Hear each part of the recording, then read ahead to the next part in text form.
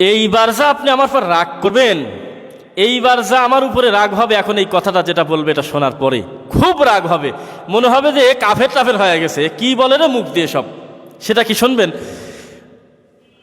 একটা মৃত মানুষের কবরে আপনি মাটি দিতে যান, মাটি দিতে গিয়ে কবরে মাটি দেওয়ার দোয়া হিসাবে সবচাইতে বেশি মানুষ জানে বা আমল করে যেটা, সেটার নাম হলো মিনহা খলাকনাকুম ওয়া ফিহা নুঈদুকুম ওয়া মিনহা নুখরিজুকুম তারাতান উখরা। কোরআন মাজিদের আয়াত। কোরআন পড়লে প্রতি হরফে 10 নেকি। কবরে মাটি দেওয়ার দোয়া মনে করে পড়লে মুহাম্মদ সাল্লাল্লাহু আলাইহি ওয়াসাল্লামকে অপমান করা হবে, আপনার পাপ হবে। একদিন জানার পরে যদি কবরে মিনহা খলাকনাকুম ওয়া ফিহা নুঈদুকুম বলে কবরে এক মুষ্টি মাটি দিয়ে থাকেন, আমি নিশ্চিত আপনার পাপ হবে। আপনি মুহাম্মদ সাল্লাল্লাহু আলাইহি ওয়াসাল্লামকে অপমান করলেন, আপনি কিচ্ছু করার নেই, সোজা বলে দিলাম। যদি বলেন যে কি করব, বিপরীতে কি, বিসমিল্লাহ, কোনো কথা নেই, বিসমিল্লাহ বলে মাটি দিয়ে দেন। আচ্ছা, আমার কথাও কথা, আপনার মিনহা খলাকনাকুমও কথা। আমি কিন্তু স্বীকার করলাম যে কোরআন মাজিদের আয়াত, কিন্তু মাটি দিতে হবে এইটা আমাদের নবী মুহাম্মদ সাল্লাল্লাহু আলাইহি ওয়াসাল্লাম জানতেন না, তার কোনো সাহাবী জানেন না। এটা আমরা বুঝে গেছি পরবর্তীতে, যেটা কবর মাটি দেওয়ার সাথে মিলে যাচ্ছে, দিয়ে দেই। কি করবেন বলেন? আমার কিছু করার তো নাই। আমার উপর আপনার যত খারাপ লাগুক, আপনি কমেন্টে লিখে দেন তো, কমেন্টে হাদিস তুলে দেন যে মিনহা খলাকনাকুম পড়া যায় এমন একটা সহিহ হাদিস আল্লাহর এই দুনিয়াতে আছে, মিনহা খলাকনাকুম পরে মানুষের কবরে মাটি দেওয়া যায় আর বিসমিল্লাহ বলে মাটি দেওয়া যায়। আমি বললাম, আমার কথাটা আপনি ভুল প্রমাণ করে দেন। কি ভেজাল!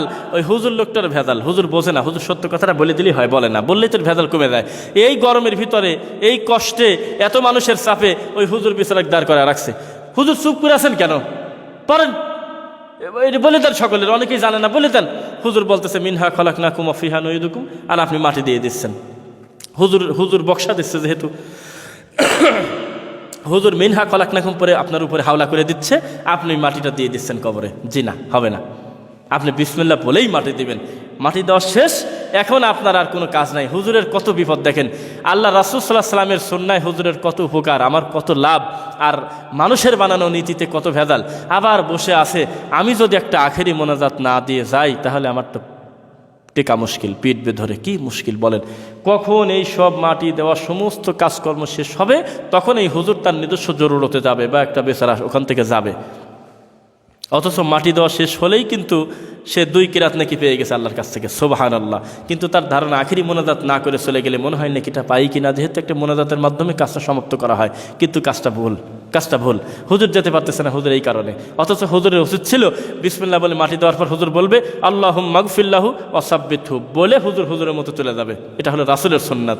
আর মিনহা খলাকনাকুম পরে মাটি দিয়ে সকলে মিলে হাত তুলে দোয়া করা, সকলে মিলে গোল হয়ে বসে থাকা, এইটা হলো আমাদের দেশীয় সুন্নাত। আল্লাহ তোমার নবী মুহাম্মদ সাল্লাল্লাহু আলাইহি ওয়াসাল্লামের সুন্নাতের উপরে আমাদের চলার তৌফিক দিক আল্লাহ।